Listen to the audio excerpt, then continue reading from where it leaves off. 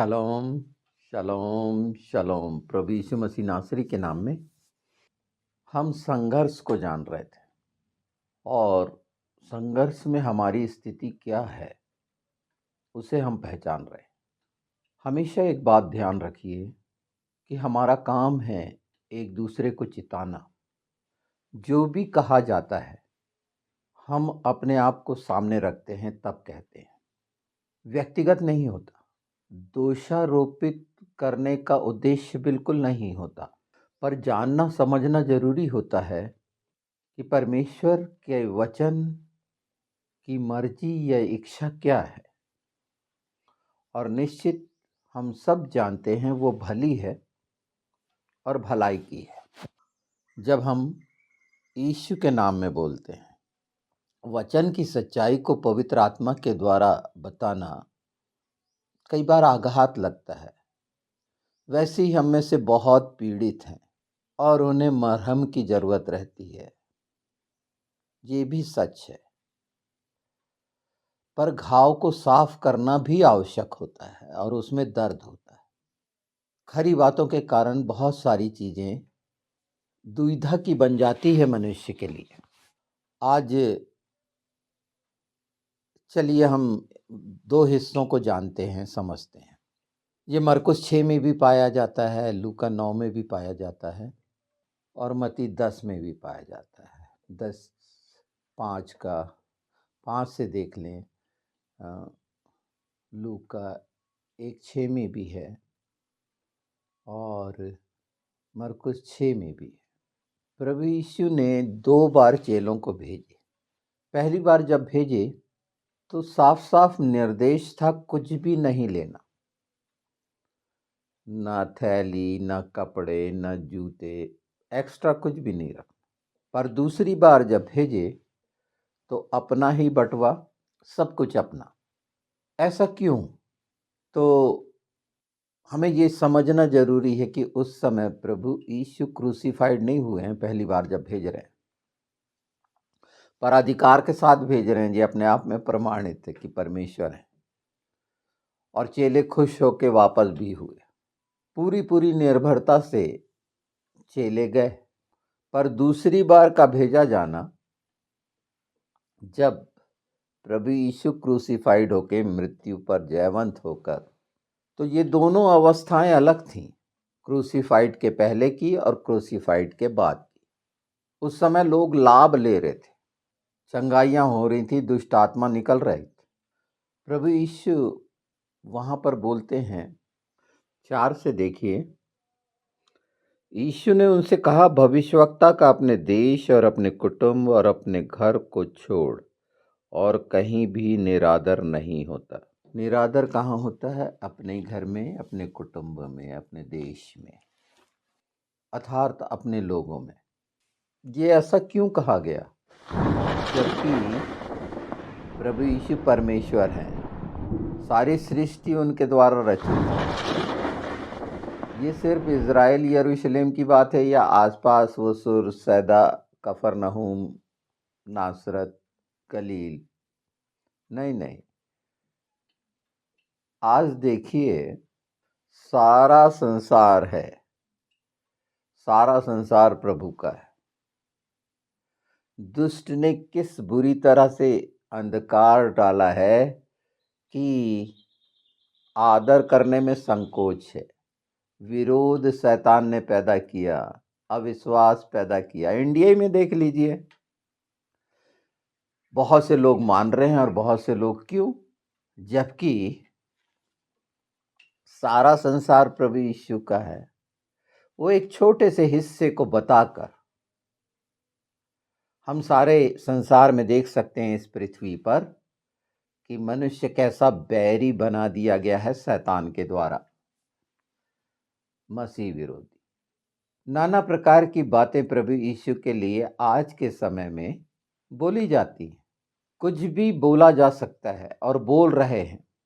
मसीह विरोधी और शैतान के हाथों में रहने वाले झूठ के उपासक तो उसे खजूर के नीचे पैदा कर दिए। झूठ की भरमार एक वर्ग वो है जो आपके सामने बहुत स्पष्ट है, पर शैतान ने कैसा अब उनकी बुद्धि को अंधा किया है। प्रभु यीशु एकमात्र मृत्यु पर जयवंत लोगों के देखते, पर स्वीकार स्वर्ग पर चढ़ गया, पर स्वीकार करने में उस समय के लोग उसे बढ़ई का बेटा बोलते थे। हाँ, मतलब आज जो बोला जाता है वो दूसरों की तुलना में रखकर बोला जाता है, एक मनुष्य मान लिया जाता है, जैसे महापुरुष संत महात्मा उस कैटेगरी में रखने की कोशिश करते हैं।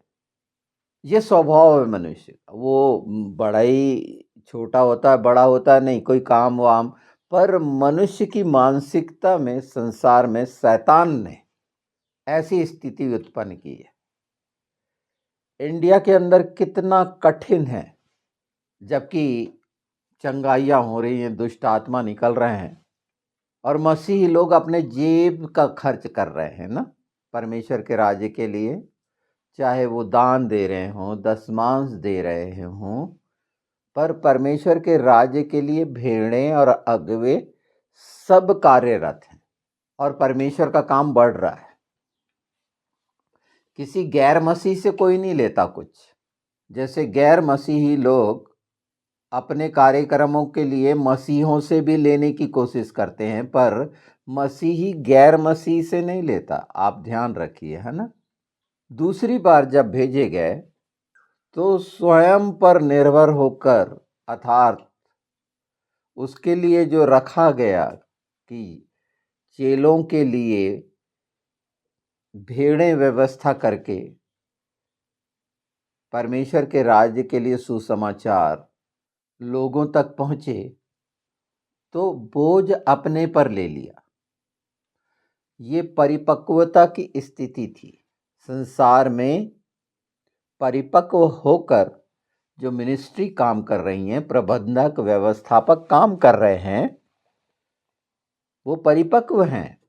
इस बात को ध्यान में रखते हुए अब कोई चीज़ ज़्यादा हो जाए, कम ज़्यादा, तो वो एक अलग बात है। उस पर मसीह एक दूसरे से बात कर सकते हैं, कह सकते हैं, सुन सकते हैं वो। और मसीहों में एक विशेष गुण है, वो स्वीकार करते हैं अपनी गलतियों को, कठिनाइयों को बताते हैं और सुधार भी करते हैं। तो ये दोनों स्थिति में हम पहचान लें कि सारा संसार क्यों विरोधी है यीशु का, उस नज़रिए से क्यों देखना चाहते हैं, जबकि सारे काम बहुत स्पष्ट हैं जो परमेश्वर ही कर सकता है। बाइबल में बार बार, जैसा मैं पिता को करते देखता हूँ वैसा करता हूँ, ये एक लाइन काफ़ी है। और पूरा पूरा आधार जो रखा गया है मन फिराव का, बस एक बात रखी गई है, मन फिराव। क्योंकि मन के द्वारा पूरी उथल पुथल मची है पूरे संसार में। मन की लालसाएं, बहुत सी बातें हैं जो भ्रमित करने के लिए हैं, और ये अंतिम समय में इन हिस्सों को बहुत आसानी से समझना जरूरी है। कठिन ना बनाएं समझने के लिए, पवित्र आत्मा की मदद लें यीशु के नाम में। अब जैसे दूसरी बार जब भेजा गया चेलों को, तो बेचकर बोले ये कुछ जो भी तुम्हारे पास है तलवार ले लेना। का मतलब क्या? सांसारिक युद्ध। यीशु ने कहा ना, मैं तलवार चलाने आया। कौन सी तलवार चलाए? एक हाथ खून हुआ, बल्कि पतरस ने तलवार चलाकर कान काट दिया था, गिर गया था, उसे उठाकर जोड़ दिया। कोई हिंसा नहीं की। तो अपने आप में प्रकट है वो आत्मिक तलवार की बात कर रहे हैं जो पवित्र शास्त्र है। तो उस समय कितना कठिन रहा होगा इन सारी चीज़ों का अध्ययन करना, कि पूरी पूरी जानकारी के साथ जाइए। तुम्हारे पास, तुम्हारे हाथ में धर्मशास्त्र होना चाहिए। आज तो फ्री में मिलता है, पर लोग बाइबल रखना नहीं चाहते। परमेश्वर का पवित्र शास्त्र को रखने में कठिनाई है। दूसरी किताबें रख लेंगे, उनकी सेल्फ में नाना प्रकार के दर्शन शास्त्रियों की किताब होगी जो गैर मसीह हैं, पर वहाँ पर बाइबल के लिए उनके पास कोई जगह नहीं है जिसमें से सब निकला है। ये इतना सा वाक्य काफ़ी है। ये क्यों नहीं है अपने आप में प्रमाणित है कि ये जितने भी वक्ता हैं गैर मसीही, आप वक्ताओं सोशल मीडिया में देखिए, ये जहाँ बैठेंगे वहाँ बड़ी बड़ी सेल्फ बुक की लगी रहेंगी और पचासों पचासों नहीं, सैकड़ों सैकड़ों बोल सकते हैं, हजारों भी बोल सकते हैं, किताबें वहाँ दिखती रहेंगी और पता चला सब धूल खा रही हैं, उनके पढ़ने तक नहीं पलटे गए होंगे। वो किस बात से कहा जा सकता है? सिर्फ एक बात से, क्योंकि उनके सेल्फ में बाइबल नहीं है, और जहाँ पर बाइबल नहीं है वहाँ अंधकार है। सुसमाचार प्रचार इसलिए तो लेके करा गया कि प्रकाश फैले। कैसे कैसे भ्रम फैलाए गए। नहीं, यूहन्ना मरा है, बपतिस्मा वाला, उसका आत्मा आ गया। हाँ, कितनी गजब बातें कही गई और आज भी कही जा रही, पर सच्चाइयाँ भी प्रकट हो रही हैं, तो दुष्टता के काम भी हमको देखने में मिल रहे हैं। ट्रंप ने क्यों बोला कि हर घर में बाइबल हो? कितनी सुंदर बात बोली। हो सकता है हिंदू और मुसलमानों को तकलीफ हो इससे, क्योंकि मुसलमान तो छूना भी नहीं चाहते। हाँ, झूठ की पहचान नहीं कर सकता वो व्यक्ति जो शैतान के द्वारा जिसकी बुद्धि अंधी हो गई। साफ साफ स्पष्ट जीवित परमेश्वर को देखना कितना मुश्किल हो गया है। संसार का डर, कट्टरता का डर, अगर राजनीतिक देखें तो नरेंद्र मोदी कितना डरा सोचो, जो 2 साल से अत्याचार कुकीज क्रिश्चियन पर ये कट्टर हिंदूवादियों के द्वारा करवा रहा था, ये बीजेपी और आरएसएस करवा रहे थे, ये साफ साफ है, ये स्पष्ट है कितनी कट्टरता और क्रूरता इनके अंदर भरी है। जैसे हमास और फिलिस्ती के अंदर, जो क्या अंतर है इनमें। तो जब ट्रंप से मिलने गया हुआ है तो राष्ट्रपति शासन लगा दिया वहां पर, उसके पहले कोई चिंता नहीं थी। क्रिश्चियनों को बुरी तरह से कैसा कैसा किया गया इस देश में, यहाँ के लोगों के द्वारा। क्रिश्चियनों के लिए जितने ये एजुकेशन सेंटर चलाने वाले मीडिया हैं सोशल मीडिया में, वो किस रीति से बोलते हैं क्रिश्चियंस के बारे में, वो अपने आप में दिखता है कितनी घृणा करते हैं। और एजुकेशन दे रहे हैं, एजुकेशन में राजनीति इन्वॉल्व करके वही कट्टरता फैला रहे हैं। एजुकेशन किसका दे रहे हैं? उन विषयों का स्टूडेंट्स को क्या सिखाना चाहिए जो उनका विषय है। इतिहास बताने की कोशिश करते हैं और वर्तमान में वो कुंभ के मेले में लाखों मर गए उस पर बात नहीं करेंगे। अंधविश्वास का वो स्तर है कि मोक्ष हो गया दबे कुचले, इनके धर्मगुरु कहते हैं।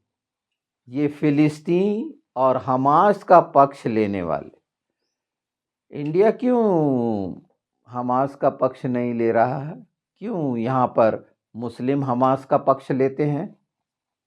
ये जवाब है अपने आप में, ये मसीह विरोधी हैं और इस कारण ये देश की लगातार दुर्गति हो रही है और ये उन देशों के मोहताज हो रहे हैं। जैसे अभी अमेरिकन वो अपने नागरिकों के लिए कर रहा है। क्यों कर रहा है ऐसा? जब तक तुम अमेरिका को लूट रहे थे टैक्स लगा के, तब तक ये समझ में नहीं आया था ये क्यों कर रहा है ऐसा। नहीं करना चाहिए, तकलीफ होने लग गई। यानी किसी देश को लूटो तो कोई तकलीफ नहीं, पर अगर वो बराबरी में करे, तुमको लूटे भी ना, तो दर्द हो रहा है, क्यों कर रहा है, इसी पे सारा मंथन चल रहा है। हकीकत ये है कि जिनके द्वारा भरण पोषण हो रहा है, क्यों WHO का छोड़ दिया, क्यों वो USAID एड बंद कर दिया, क्योंकि उसमें पल रहे थे, स्वास्थ्य सेवाएं मिल रही थी, शिक्षाओं के लिए पैसे मिल रहे थे, वो एड्स बंद हो गए, वो दान बंद हो गए, तो कैसे बिलबिलाने लग गए।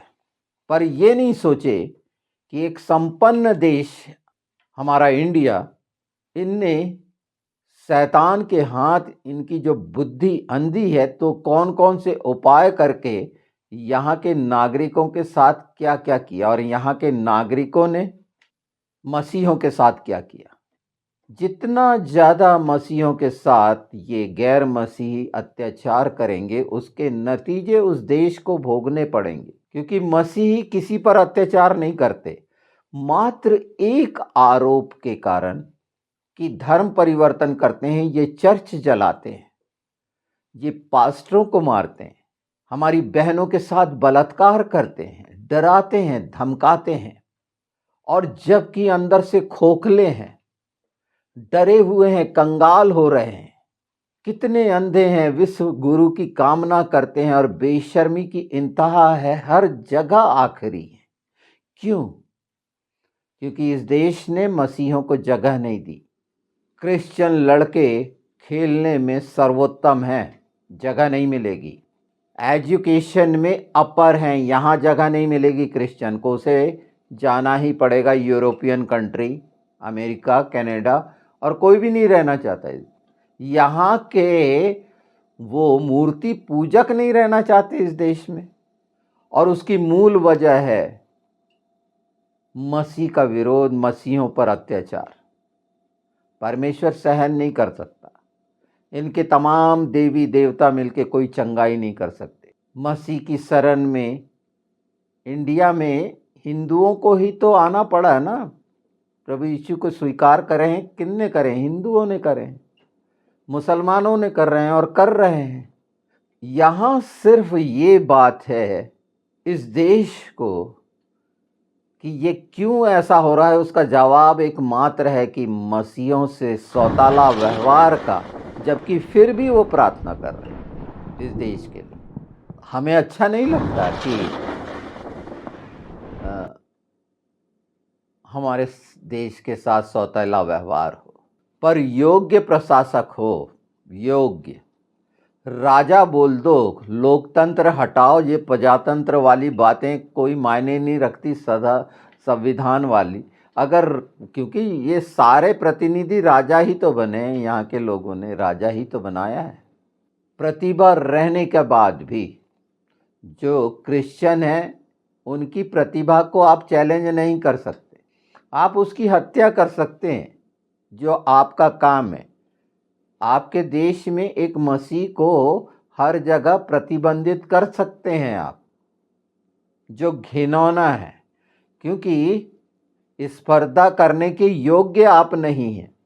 आप शारीरिक तरह से भी विकलांग हैं, मानसिक तरह से भी विकलांग हैं, और आत्मिक विकलांगता तो है ही, चाहे वो इस्लाम हो या हिंदू हो। ये बहुत साफ बात है, क्योंकि ये संसार के धर्म है, परमेश्वर के धर्म से दूर है। ये फर्क ये है, और सुनने को तैयार नहीं। फिर भी देखिए, मसीहत फूल रही, फल रही है। आप उनमें लाग दोष लगा दें मसीह, पर वो सुधर रहे तो हैं। कोई मसीह किसी के यहाँ चोरी चकारी नहीं कर रहा, छिनाला नहीं कर रहा, हिंसा हत्या नहीं कर रहा। तुमने मणिपुर में जो किया, उसका जवाब वहाँ के लोगों ने दिया, जिनका स्वभाव था वो निकले ही। वहाँ के आदिवासी जो क्रिश्चियन हैं, वो शिकार करने के आदी हैं। तुम्हारे मतइयों की क्या हाल करे उनने, देख लिए तुमने। और एक अलग राज्य की मांग वहाँ पर हो गई, अलग देश की मांग हो गई। और इंडिया के साथ कोई क्यों नहीं रहना चाहता? सब तो अलग हो गए। तुम्हारी कट्टरता, तुम्हारी गंदगी, तुम दिखाते हो बड़े अच्छे विचार पर हो गंदे। तुम्हारे नाना प्रकार के पाखंड, पूजा पाठ इस देश को उन्नति क्यों नहीं दे रहे हैं? कंगाली क्यों है? तुम तो लक्ष्मी उपासक हो पर कंगाल हो। तुम स्वस्थ सरस्वती उपासक हो पर बुद्धि अंधी है। तुम काली उपासक हो पर सबसे कमजोर हो। दूसरों से हथियार लेना, ना हथियार बनाना आता, न चलाना आता। पुराने घिसे पिटे जहाज रखे हुए हैं। वो छोटे से पाकिस्तान से डरते हो। वो घुसपैठिए बंगाल देश के जो मुसलमान हैं उनको हथकड़ी लगा के भेज सकते हो जैसे अमेरिका ने भेजा। ये क्यों नहीं कर पाते? पर एक बार इकट्ठे होकर इन सारे जो बनी हुई कड़वाहट को दूर करके मसीहों को अपना भाई मानो और देखो, इंडिया के आकाश पर कोई भी जहाज नहीं आ सकता। आपको किसी भी युद्ध यंत्र की आवश्यकता ही नहीं है। ये मैं बहुत बड़ी बात बोल रहा हूं। किसी हवाई जहाज, फाइटर जेट, वो H-35 क्या क्या नाम जितने भी हैं, नहीं वो 6th जनरेशन, और ये रक्षा लगता है कितने डरे हुए हो AI से कि उसका अटैक अब एटम से भी ज़्यादा भयानक होगा। उस परमेश्वर पर विश्वास रखो ना जिसने संसार बनाया है। जो तुमने बना लिए हैं नाना प्रकार के भगवान, वो कुछ नहीं है। वो आपकी कल्पना के, वो शैतान के द्वारा दी गई हुई प्रेरणा है। इसलिए जीवन ऐसा है, संकोच होता है। बाइबल पढ़ने वाले जानते हैं सच्चाई। जितने ज्ञानी पुरुष हैं, महात्मा, बहुत सारे आचार्य और ये सारे कुछ जान रहे हैं, फिर भी उनका मन फिराने की स्थिति नहीं है। बताने के लिए बिल्कुल तैयार है कि अब यहीं से बताना पड़ेगा, बाइबल से ही बताना पड़ेगा आचरण और चरित्र, इन सब को। इसके अलावा कोई ज्ञान नहीं है। मरकुस 6 में पहली ही बात लिखी गई है जो हम देख रहे थे। ये ज्ञान इसको आया कहां से? ये वचन का ज्ञान है, और वचन में जो है वही शक्तिशाली है, क्योंकि वो पिता, पुत्र, पवित्र आत्मा के साथ है। मनुष्य की शारीरिक और बौद्धिक क्षमताएं उसको उन्नति नहीं दे सकती। वो उसकी एक लिमिट है, वो समाप्त हो जाएगी। पर आत्मिक उन्नति निरंतर और निरंतर है, वो कभी समाप्त नहीं होने वाली, क्योंकि वो अल्फा और ओमेगा के द्वारा है, अल्फा और ताव के द्वारा, अनंत काल तक है वो। तो मुख्य बात थी कि ये 2 चीजें हम जान लें और भरपूर सहयोग करिए। पूरी कलीसिया मिलके अपने अगुवे का वो समय आ गया है, और जब भरपूरी उसके अंदर आएगी तो आनंद और खुशी से वो अगुवा आप सब के लिए वो कार्य जो आत्मिक संघर्ष का है, कमर बांध कर करेगा। अभी भी कर रहा है, पर अभी भी उसके परिवार की जरूरत है। उसके छोटे छोटे बच्चे, पत्नी, बुजुर्ग, माँ बाप निश्चित होंगे। तो जितना सहयोग कर सकते हो अपनी घटी में, तो पाओगे आपके यहां आपकी कटोरी का तेल खत्म नहीं होगा, आटा खत्म नहीं होगा। चाहे इस देश का रुपया 100 पर पहुंच जाए, $1 100 रुपए के बराबर भी हो जाए, जो होना ही है, ये तभी रुक सकता है जब ये अपनी पगड़ी को ट्रंप के पैर के नीचे ना रखें। तभी ये रुकावट, ये जो तेजी चल रही है, तभी खत्म होगी। ये अच्छे व्यापारी भी नहीं है इस देश के। जो गुजराती घुसे हुए हैं और देश पर शासन कर रहे हैं, ये अच्छे व्यापारी भी नहीं है। अगर इनकी शारीरिक संरचना देखें तो अलग से स्पष्ट होता है इनकी क्रूरताएं। ये हत्यारे, अपराधी तत्व जब देश के मुखिया बन जाएं तो उनके पिलोटे, जिनको छिलटे बोलते हैं, यहाँ की भाषा में यही समझ में आता है, सभ्य भाषा इनको समझ में नहीं आती। वो कैसे अकड़ते फिर रहे हैं, देख रहे हैं आप। वो गेरुआ गमछा, एक लाल सा बड़ा सा तिलक, औरत जैसे टीका लगाए हुए, चाहे घर में खाने को नहीं पर चोरी कर रहे हैं, छीन रहे हैं। टैक्स पैड का पैसा किनके पास जा रहा है? इन कट्टरपंथियों के पास जा रहा है। जैसे हमास के पास जाता है, इस देश का पैसा किसके पास जा रहा है? कट्टरपंथियों के पास। कहां गया पैसा? नहीं, वो कट्टरपंथियों के पास जा रहा है, उनको यहां का धनी बनाया जा रहा है। तकलीफ होती होगी, मुझे कोई खौफ नहीं है। मैंने देखा ये बुज़दिल डरपोक सिर्फ तादाद में ज़्यादा होने से नहीं, 140 करोड़ हैं, उससे क्या हो गया? 100 करोड़ अभी भूखे मरेंगे, वो 40 करोड़ अय्यासी कर रहे हैं। इस ऐसे देश में हम हैं, और प्रभु कितना महान है। इन तमाम शैतानों के बावजूद भी परमेश्वर का प्रकाश चमक रहा है इनके ऊपर। ये पहचान रहे हैं, ये डर गए। आने वाले समय के लिए सिर्फ थोड़ा सा झंझोड़ा है ट्रंप ने, और इनकी चीखें निकल रही। ट्रंप कब्जा कर लेगा गाजा। अरे वो है ही यहूदियों का और क्रिश्चियन का, फिलिस्तीन का नहीं है। अगर तुम मानते हो अरबी कि अब्राहम ने तुम्हें दिया है वो, तो ये भी मानो कि अब्राहम को क्या क्या परमेश्वर ने दिया। और पहले तो यहूदी हैं, तुम तो अभी के निकले हुए हो, क्यों इनकार करते हो? इस बात के लिए तैयार हो कि अब्राहम को खुदा ने दिया था, वो जगह अब हमारी है, पर यहूदियों के लिए इनकार करते हो, जो प्रतिज्ञा की संतान है। ये हिंदुओं को छोड़ो, इनको तो मालूम ही नहीं है, यहाँ के बुद्धिमान इतिहासकारों को भी नहीं मालूम है, और मालूम है तो भी छिपाएंगे। सच्चाई बताने में इनके मुंह में दर्द होता है, इतने डरे हुए हैं। हमारे लिए आनंद की बात यह है कि इस सच्चाई को जाने और अपनी अपनी कलीसियाओं को मजबूत करें, और जो थोड़े बहुत किसी तरह के मतभेद हैं तो दूर करिए। इसीलिए मैंने ये 2 हिस्से रखे, जो लोगों के लिए प्रश्न बने हुए हैं कि पहली बार ऐसा क्यों भेजा यीशु ने, दूसरी बार क्यों बोला कि ऐसा। तो मतभेदों में ना पढ़कर हर चीज़ को बहुत आराम से समझने की कोशिश करिए कि परमेश्वर का वचन हम सब के लिए है, सिर्फ बोलने वाला के लिए नहीं है। जो वो बता रहा है सबको, उनके लिए नहीं है, सबके लिए है।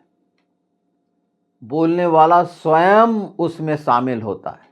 जैसे मैंने संघर्ष के लिए बताया कि मैं आत्मिक संघर्ष में मुझे क्या करना है, ये भूख प्यास तो मुझे रहनी चाहिए कि सचमुच में मैं आत्मिक संघर्ष कर पा रहा हूँ या नहीं कर पा रहा, और नहीं कर पा रहा तो कितना, मैं कैसे करूँ। तो जब इस दिशा में मदद चाहेंगे हम यीशु के नाम में, तो पवित्र आत्मा की मदद मिलेगी, आज नहीं कल। तो पहचान इसी तरह से होती है। आज बहुत सी बातें आपसे हो गई हैं, सब मिली जुली थी, अन्यथा ना ले इन बातों को। पवित्र आत्मा ऐसी चाह रहे थे, मैंने आपके सामने रख दी एक बातचीत सब तरह से, कि क्या हस्र होना है इन देशों का। क्योंकि भविष्यवक्ता अपने देश में अपनी कुटुंबियों में इज्जत नहीं पाता है, यीशु ने कहे। और फिर मैं एक बार कह रहा हूं कि संसार सारा उसका है, तो उसमें से कौन इज्जत दे रहे हैं, कौन नहीं दे रहे हैं, कौन उसको भविष्यवक्ता मान रहे हैं, कौन उद्धारकर्ता मान रहे हैं, ये तो वो ही निर्णय करेंगे। पर हर घुटना टिकेगा और हर जबान अंगीकार करेगी ही करेगी कि यीशु ही प्रभु है, यीशु मसीह नासरी ही उद्धार करता है। वो था, है और आने वाला है।